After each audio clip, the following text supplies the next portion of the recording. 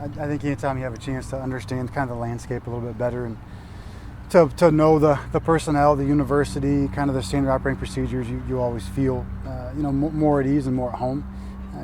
Baseball is baseball, but from a procedural standpoint, you do feel like where to turn the paperwork in at. Like that part certainly helps. But yeah, the staff, has done a good job, and everybody feels good. And it's nice to have everybody here for consecutive years and kind of be able to focus a bit more on the baseball aspect of it. There's not a lot of pressure on a first-year coach, but when you win the Big Ten championship in your first year and come back in the second year, what's that like? Well, thanks for reminding me. I appreciate that. No, I obviously was a lot of fun last year. We played well down the stretch and were able to do some really good things. Going into the second year, it's like I always say, it's baseball, and so each year is a journey. And I know it's super cliche, but it is. And this is going to be its own team, just like last year was its own team. And we're going to have to analyze, and certainly your best laid plans often go awry. And so I'm sure we have all these great plans, and I'm sure they'll all go to hell, but we'll have to figure it out along the way. So it certainly is. It's a lot of fun to be able to come in and work with a group of guys that have had success and that have an expectation of winning, and then to be able to build off of that is a great challenge. Jimmy Houston said that he recognized the preseason Big Ten rankings, and he kind of feels like there's a chip on the shoulder for the team. Do you kind of, feed that in your team at all? Well, those guys are a really competitive group, and they're also very aware, right? So, I try to get out of the way and let those guys do what they do. He's not blind to it, and the rest of the guys aren't either. And you do feel like they've earned the right to have confidence and have belief. And I certainly am not going to be the one to tell them that they shouldn't. So you like to practice on a 70-degree day in early February? Well, it sure beats 35 degrees and windy, that's for sure. But no, we've been really fortunate the last 2 days and tried to take advantage of it. Spent a lot of time outside, get a lot of fly balls, a lot of reps, and try to get some young guys that haven't seen, kind of the preseason work. They're coming in from high school or junior college, and the fall is one thing, and then you go in for Christmas break and you take some time off and trying to get those guys cranked back up and to full speed. It really does help to have a couple of days outside to do that. Obviously, a lot of turnaround this offseason with your battery, both pitcher and catcher. I mean, has anyone really stood out for that first weekend yet, or at least in this offseason?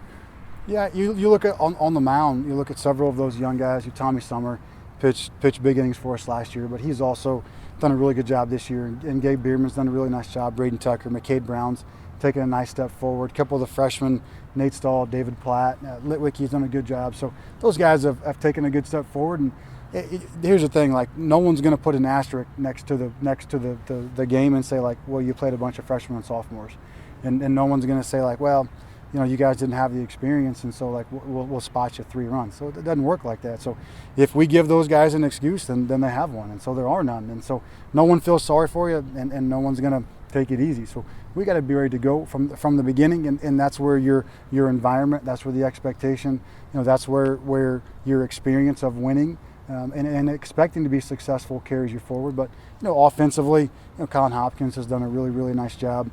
Done a really good job growing offensively, especially. Grant Richardson's had a really good preseason. Eli Dunham, Cole Barr starting to round back into shape. He played a ton of games, obviously in the spring, but then a ton of games in the summer, and was a little worn down in the fall. But he's had a really nice couple of days. So there's been several guys that have stepped forward, and every year you always feel like, well, where are we going to get this production from and that production from? And that's why you go to work every day and coach all of your players all the time like they're going to be a starter. And because someone will grow and someone will develop and someone will blossom before your eyes, and that's what you just rely on. If your process is in player development, then you have to rely on your process, and that's what we've always done. Tough non-conference schedule for guys. I mean, how important do you think that is and going to be in shaping those younger guys into game shape once Big Ten play comes around? Well, that's the reason you go when you do that. And I've told the guys, and I've said it before, but whether we go 6-0 or 0-6, they're not going to give us a national championship, and they're not going to cancel the rest of the season. We're going to have to play the rest of the games regardless. But going out, put them in big environments, helps them, because that's what you want to be able to do late in the season. You want to be the best team you can be in the last month. And so being able to be in big environments and to be able to play pressure-packed baseball really helps to shape the character of you and your toughness. And at the same time, as a coaching staff, you want to know where the weaknesses are. So, we make great plans and we think we got this figured out, and you get out there and we're not quite as good at this as we thought we were going to be. We have to improve there, but we were better in this area. And so playing a really tough non-conference schedule allows us to learn where we have to grow. Then we have to address those issues. Just like last year, I think after the first 5 or 6 weeks, I've said before, we were under 500. We get swept to Tennessee, we lose the game at Cincinnati with the lead late, and then we go on and make adjustments, and we go on to win 9 of our last 10 weekends, and those things are forgotten. Except for me, I still lay awake at night thinking about that. But you just have to continue to learn and to grow and to keep those guys. The mindset is, if we want to be the best team that we possibly can be in the last month of the season. So if that's the goal, then whatever happens here, then we're just on a journey. Whatever level we start at, whether we start as a top 20 team or a bottom 20 team, that's just the starting point. Now we have to continue to grow throughout the course of the year. And I feel really confident with the group and their mindset, and I feel really confident about the staff that we have that can help to educate and to grow along with them. Is there a sense of excitement getting to go somewhere like LSU in the first weekend? I think anytime it's opening day, it's an exciting time, and anytime you're going to play baseball after being off for 8 months, there's an excitement. I don't know that the venue necessarily changes that. You're still going through the same process. You're doing your scouting reports, you're going through it, and you go play wherever they tell you to play at. So how have some of the older players, like Elijah Dunham, for example, kind of stepped up with so much production leaving last season, come more of a leadership role on this team? I mean, Eli was a guy that was vocal, especially down the stretch last year, more of a leadership role. When you put an expectation on production, you rarely ever get production. So you just put an expectation on the work. You just put an expectation on how you go about your business, your mentality, your attitude, your investment. And then that's what I want a guy like Eli and Tyler Van Pelt and some of those guys to rub off, and Tommy Summer and Gabe Bierman. Just teach young guys how to work. Just teach them the expectation. Teach them how to go about their process on a daily basis, what to value and what not to value, and then the outcome takes care of itself. And that's the big thing that you want those guys to learn from a guy like Matt Lloyd, and then pay it forward, right? That's how you create a legacy. That's how you create an environment and a culture. Is it's not just segments. It's not just, hey, this was a great player, and then at the end of his career is over and he's gone, and then you have to start all over. No, it's like you want a guy like Matt Lloyd or Paul Milto and some of those guys to carry forward in their legacy, to impact and filter into the program to become the the foundation, the bedrock of the program. And then Eli does the same thing and invest into Hunter Jesse and into Ethan Verkrumba, and then it carries forward, and those guys are always a part of it. You talked for a year with the program and the personnel. Is there a difference to the preparation this spring season as preseason as opposed to last year for you? I think the only difference being in your personnel. So you have to shape the style of play around your personnel. So we do have some better runners. We're a little bit more left-handed. Hopefully we can be a little more dynamic on the bases and go 2 bases at a time and be able to incorporate, not become a fully fledged small ball team, but be able to incorporate those pieces when the game calls for it. I always tell guys, like, we just take the slam dunks, right? So we take the layups. So if you're on first base and the guy's on 1-5 to the plate with a 2-2 pop time, like, just take the layup. Take second base. And so when there are situations where you're able to take the layups, we just, because of some of the change in personnel, we should be able to do some things differently. So that's being the big difference. How do we tunnel pitches? How do we pitch call? How do we match up on the bullpen? Like, those kind of things would be a difference. But as far as a preparation standpoint, it's really not. What about the addition of Coach Simmons? I know Coach Dykes plugged in real quick to this team, yeah, and now having a new staff on board. Well, Derek and I have been friends for a long, long time, and if you look back at his resume, it is incredible. A ton of success, a ton of wins, super regionals, a great recruiting track record, great player development. So he stepped right in, and is a great person. First and foremost, treats the guys with great respect. Is a very positive influence, a very positive energy guy, and a great baseball guy. So he's done a great job. You step right in, and that's the important part about us having.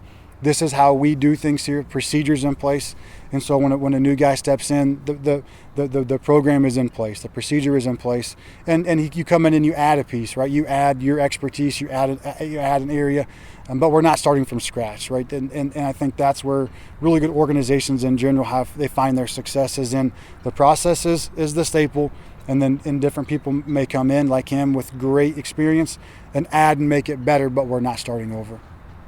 How are the new guys adjusting so far? In what way? Just going from like the freshman going from high school play to college play? I mean, obviously you've only been practicing a few weeks. Yeah. So what have you noticed? Well, in the fall is really hard for everybody, right? No matter what caliber of player you are or where you're from, the transition as a freshman is really difficult. And so you kind of give them a free pass a little bit in the fall, and then you get the Christmas break, and it's like, all right, you've been here, you know the expectation, you're not a freshman anymore.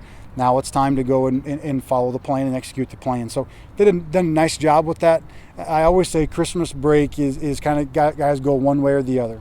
They either learn and adjust. From most of them fail in the fall. They learn and adjust, and they get a lot better. So you see a lot of growth, or they don't, and they continue to struggle. And I've seen good growth from a lot of those guys.